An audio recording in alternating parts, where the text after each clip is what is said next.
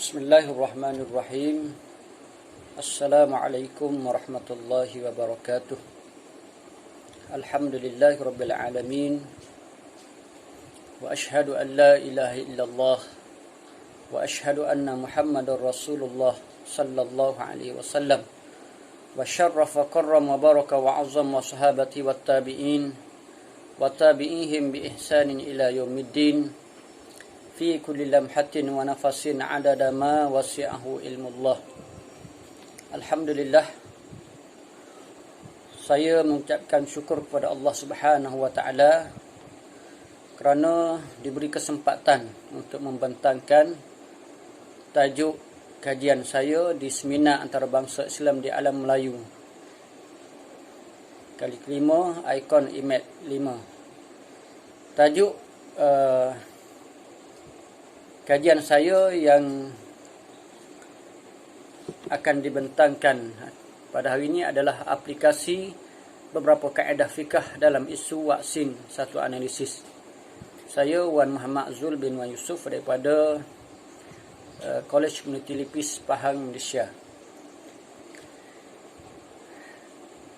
Apabila tercetusnya kes pertama COVID pada akhir 2019 di China, sehingga kini sebanyak 153 juta kes telah direkodkan yang membawa kepada 3.2 juta kematian sehingga 4 Mei 2021. Yang mana bagi mengawal jangkitan kes, pelbagai kajian dan penyelidikan telah dilakukan oleh para saintis yang mana bertujuan untuk menghasilkan vaksin yang mampu mengawal dan memberi perlindungan kepada manusia. Vaksin pertama COVID telah berjaya dihasilkan oleh Pfizer-BioNTech pada Disember 2020 sehingga kini pelbagai jenis vaksin telah berada di pasaran, antaranya AstraZeneca, Sputnik, Sinovac dan lain lagi. Apabila kita meninjau sejarah penghasilan vaksin, dunia perbuatan tidak pernah sunyi daripada pelbagai isu, dari isu pembuatan vaksin, isu keberkesanan, isu kehalalan, isu kesampingan dan pelbagai isu lain tidak pernah reda. Dalam menghadapi persoalan berkaitan vaksin dan isu-isu lain dalam kehidupan manusia, Islam datang dengan pakej yang lengkap, mampu memberi jawapan dan solusi di atas pelbagai permasalahan yang dihadapi dalam apa bidang sekalipun. Di antara pendekatan yang diakui oleh para ulama yang mampu menyelesaikan masalah ini ialah penggunaan kaedah fiqh. Bahkan kini kaedah fiqh telah dijadikan sebagai sumber utama dalam pengeluaran fatwa-fatwa berkaitan kesihatan di seluruh dunia. Secara ringkasnya, kaedah fiqh ni boleh kita kenali daripada dua gabungan perkataan Arab, iaitu kaedah dan juga fiqh. Kalimah kaedah diambil daripada perkataan Arab qa'ada yaq'udu, qu'udan, yang bermaksud tetap, teguh dan juga asas. Dalam hal ini Allah berfirman, wa idh yarfa'u Ibrahimul qawa'ida minal bait wa Ismail. Dari aspek istilah pula, pelbagai pengertian telah dikemukakan oleh para ulama berkenaan dengan kaedah fiqh yang menjangkau sehingga puluhan ta'rif ataupun pengertian. Saya hanya memilih satu pengertian saja untuk kita lihat, iaitu al-amrul kulliyul ladzi yantabiqu alaihi juz'iyatin katsiratin tafham ahkamuha min, iaitu suatu yang bersifat kulli yang boleh diaplikasikan kepada juzuk-juzuk yang banyak serta dapat difahami hukum darinya. Secara ringkasnya, kaedah fiqh ialah sekumpulan dasar-dasar umum yang berkaitan dengan hukum syarak yang diambil daripada rumusan dalil-dalil syarak yang boleh diaplikasikan dalam pelbagai cabang fiqh yang mana bertujuan untuk mengetahui hukum daripadanya. Satu contoh kaedah yang masyhur iaitu ad-darurah tubihul mahzurat, yang mana kaedah ini boleh diaplikasikan dalam bab makanan, minuman, perubatan dan sebagainya.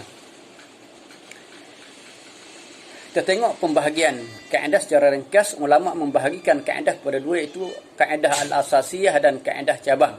Yang mana kaedah al-asasiyah juga dikenali sebagai kaedah fiqh al-kubra atau kaedah kuliah. dinamakan sebagai kaedah fiqh al-asasiyah sebab ia boleh diaplikasikan dalam skop yang luas dalam pelbagai bidang kehidupan manusia.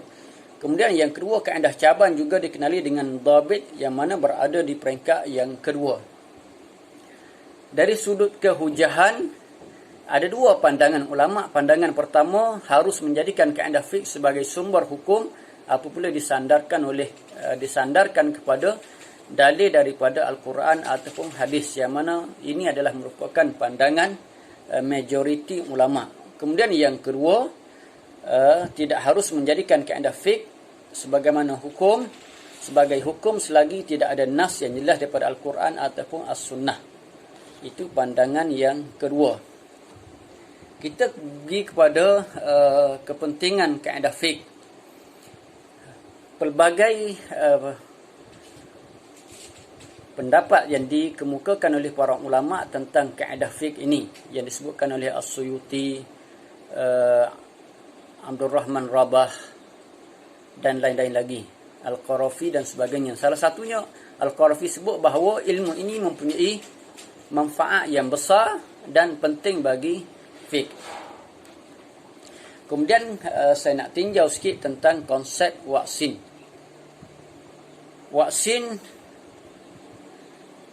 boleh diartikan sebagai sediaan bakteria ataupun virus dan lain-lain yang sudah mati atau yang dah dilemahkan untuk disuntik atau ditanam ke dalam badan manusia supaya menghasilkan daya tahan terhadap penyakit tertentu, yang mana dalam bahasa Arab disebut sebagai al-liqah ataupun tat'im. Jenis vaksin ada yang membahagikan vaksin kepada 5 dan ada juga yang membahagikan kepada 7 jenis.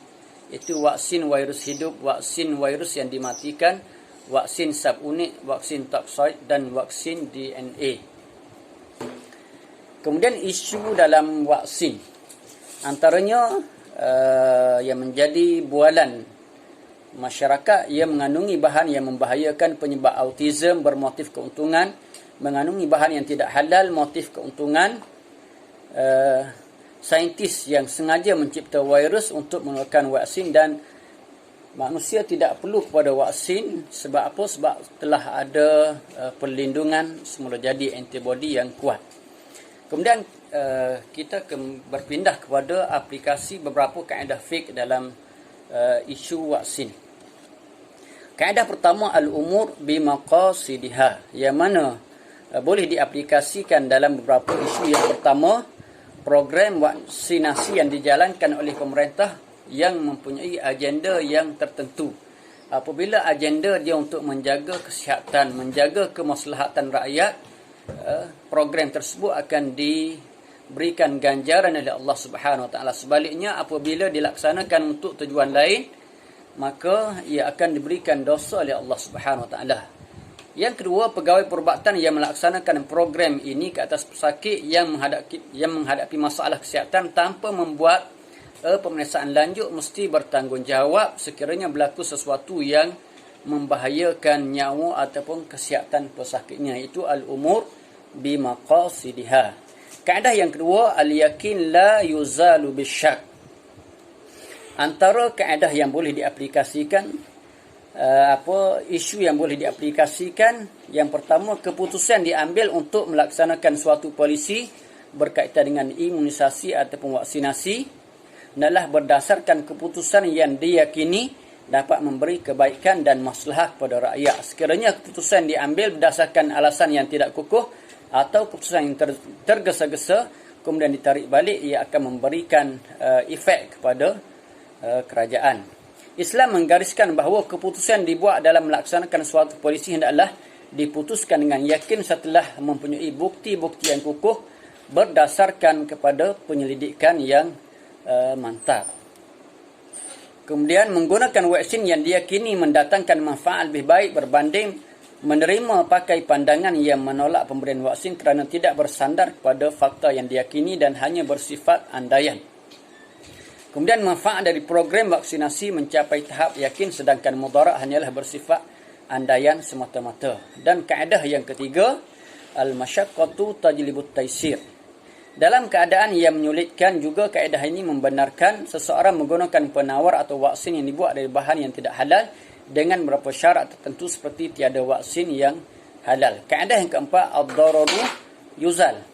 Penghasilan vaksin untuk mengekang wabak penyakit berbahaya seperti Ebola, COVID-19 adalah selari dengan kaedah ini, iaitu menghilangkan mudarat dan bahaya yang menimpa manusia. Kaedah kelima, ad-darurat tubihul mahzurat. Dan kaedah yang keenam, tasarruful imam ala ra'iyyati manutun bin maslahah. Menjadi tanggungjawab pemerintah memilih vaksin terbaik dan berkesan yang berada di pasaran dalam memberi pelindungan kepada rakyat dari bahaya virus, walaupun kerajaan terpaksa menanggung kos yang tinggi untuk tujuan ini semata-mata untuk memberi maslahah kepada rakyat. Dengan masa yang tidak mengizinkan, sebagai kesimpulannya, kaedah fiqh boleh dijadikan sebagai satu pendekatan yang utama dalam menyelesaikan isu dan permasalahan baru di kalangan masyarakat, khasnya dalam isu vaksin dan isu-isu yang lain secara umumnya. Usaha untuk memartabatkan ilmu ini harus digembeling oleh semua pihak agar peranannya dapat dipertingkatkan lagi. Dan keempat, yang ketiga, penyebaran ilmu kaedah fiqh di kalangan masyarakat harus dipertingkatkan sebagaimana ilmu fiqh agar manfaat ilmu ini dapat dinikmati dan diketahui oleh semua lapisan masyarakat secara keseluruhannya. Wallahu a'lamu bis-shawab.